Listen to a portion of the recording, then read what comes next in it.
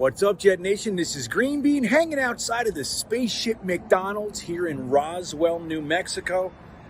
And I can't help but be inspired to get into some of the more odd moves that the Jets could make this year. What kind of weird stuff can the Jets get into this offseason? Let's get into it when I come back. What's up, Jets fans? Again, this is GreenBean. Sorry I had to move it inside. I wanted to record the rest of the video out there among all of the alien sites in Roswell, New Mexico, but I had to bring it inside because 55-mile-an-hour winds are out there, and it's damn near impossible to get anything done. So here I am. You'll probably still see the wind shaking the camper back and forth during the video. If that happens, enjoy the ride. But again, this is GreenBean, and we're going to get into this video for JetNation.com, the epicenter, the hub of all New York Jets content around the globe. No other site in the NFL is quite like JetNation.com. If you're looking for more Jets talk than you can possibly handle, go to JetNation.com, click on forums, and you will see. It's like Twitter times 10. That's what it is over there. And then we have the podcast with Glenn, Dylan, and Alex on JetNation.com as well, and JetNation's YouTube page. And you can get everything that you need right at JetNation.com. And that's who this video is for. And we're going to get into a little more of the odd styles that Joe Douglas could take in this year's offseason. Again, it feels like the Jets' offseason has been going on for months, but the truth is we're in the first week of the NFL offseason. Isn't that weird? It feels like we started our offseason talk around, what was it, maybe week 6? Week 8, something like that. So we're already off and running, but again, the truth is that it's brand new, it's fresh. We are in the offseason, and this is Joe Douglas's third draft that we're going to go into, his third free agent period, his third draft. And we're going to try to put a finger on who this guy is. We've seen a few things that look like they could be consistent up until now, but we really don't know. One of those things is Joe Douglas has traded in both of his drafts. We know that we've traded up in the first round, we've traded down in the second and fourth rounds, we've done all sorts of movement in the draft, and we don't know if Joe Douglas just does that or if the positions that he was in during those scenarios required him or really encouraged him to want to trade. We don't know if you know what he's going to do, really. This is his first offseason with his hand-picked coaching staff intact, alongside of his hand-picked quarterback intact. So we might see some things that are a little bit different, and we're going to try to talk about some of the little bit more odd ways that we could approach this offseason. So one thing that we've seen from Joe Douglas since he's arrived is that he has taken the lot of the players that were here that he didn't want, you know, Mike McCagnon's draft picks, free agent signings, what have you, and he's done everything that he could to get capital for them. So he's been trading like a madman, but he has not really traded to bring players in, like Mike McCagnon went out and got Leonard Marshall and Tannenbaum, as we know, Chris Jenkins and Thomas Jones and all those guys. We trade all the time to bring players in, but not so much with Joe Douglas's regime. A couple times we brought in Nate Hairston, we did Demaryius Thomas, God rest his soul. So it's happened a couple times, but we haven't seen him really make an impact with going out there and making it what we call a blockbuster trade. So one of the odder ways that we could see Joe Douglas turn, which would surprise Jets fans, I know we've been talking about it a little bit, but we haven't seen it, so it would be surprising if Joe Douglas maybe used one of his first round picks and went out there and got a big name for us to watch play on the Jets this year. Now, one of those guys that we're hearing little rumblings about is Daniel Hunter, the 6'5", 240-pound edge out of Minnesota.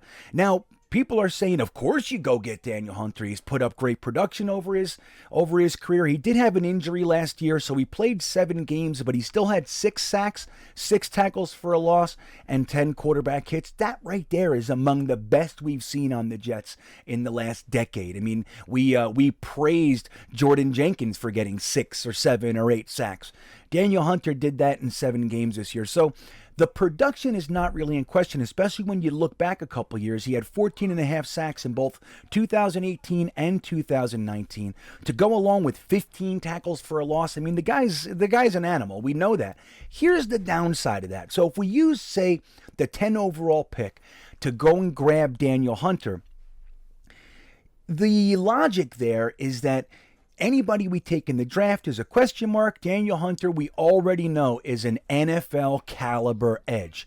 A very good NFL caliber edge. So why not just send your 10th pick and get a guy in that you know is going to be productive, barring injury, of course. So that's the logic on the one side. The downside, Daniel Hunter's contract is $26.1 million this year. Now, I don't know exactly how it breaks down. I know we got a $15 million signing bonus, so I think that the Vikings have to eat about $11 million, which would bring that down to just about 14 and change. Still expensive, but significantly better than $26 million. But you have to consider that when you go out, you're using the 10 overall pick, a very, very strong asset that we have, for a guy who's been injured and is super expensive. So that's the downside. But we might see that. What about Amari Cooper? We've been looking at this wide receiver trade rumblings for a couple of weeks. We've heard names like Calvin Ridley, Amari Cooper from the Dallas Cowboys. Now, Amari Cooper's contract is just about $20 million too. So the word on the street is that you wouldn't have to give up a first-round pick because of the contract. People are thinking maybe a third, maybe a second. Now, would you do that? Would you trade a second, maybe pick 38 for Amari Cooper and his $20 million contract? I don't know. Amari Cooper would be the best wide receiver that we hadn't here in a long time, so who knows? Then again, you got to look. Does Joe Douglas look like he's going to do such a thing? Has he shown us up to this point that he's going to go out there and make a blockbuster trade? Not so much, but this could be one of the little left hooks that he gives us this year, going out there trading for maybe a Daniel Hunter or an Amari Cooper or maybe even a Calvin Ridley. And there are some other names, there's some cornerbacks and such.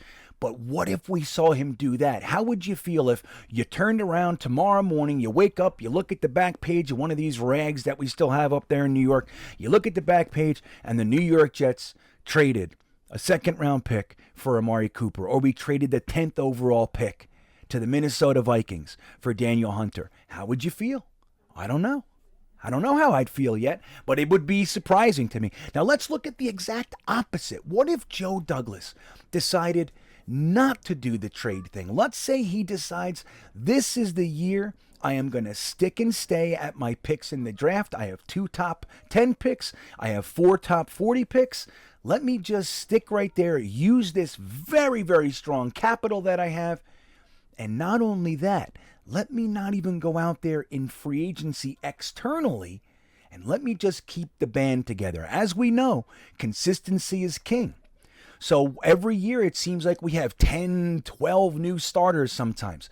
What if he decides we have talented players, we're going to keep stacking with the draft, and we're just going to keep the band together? So if we turned around and saw Joe Douglas re-sign Jamison Crowder, re-sign Braxton Berrios, re-sign Foley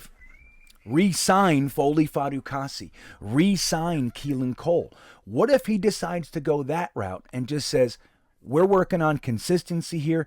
The players that we have, it took them all year to get the system down. We don't want to start over. We're just going to keep them together. Zach has rapport and chemistry with these guys. We're just going to stack on top of that, and we're going to move forward that way. Would that surprise you? I think that would surprise the living hell out of me. Imagine that. You turn around, just like 2020, when all of a sudden, out of nowhere, we thought Brian Poole and Jordan Jenkins were goners. All of a sudden, Brian Poole, Jordan Jenkins re-signed. I was surprised. So I think I'd be even more surprised if I turned around tomorrow, picked up one of those pre-said rags, and on the back page it said, Jets decide to keep everybody. They re-signed Foley Fatukasi. They re-signed Kyle Phillips. They re-signed Nathan Shepard. They re-signed Crowder and Cole and Berrios. Hell, they even re-signed Vincent Smith. Heard he makes good brownies, and so he has value too. What would you think? These would be weird, huh? Not what I expected to think about. But anyway, let me know what you think about these suggestions in the comments. Do you think it's possible? Do you think it would be weird? Is it an odd way to go about this off-season? Let me know what you think. I always love hearing from you. And with that all said, don't forget to like and subscribe. And have a great day. And as always, go Jets.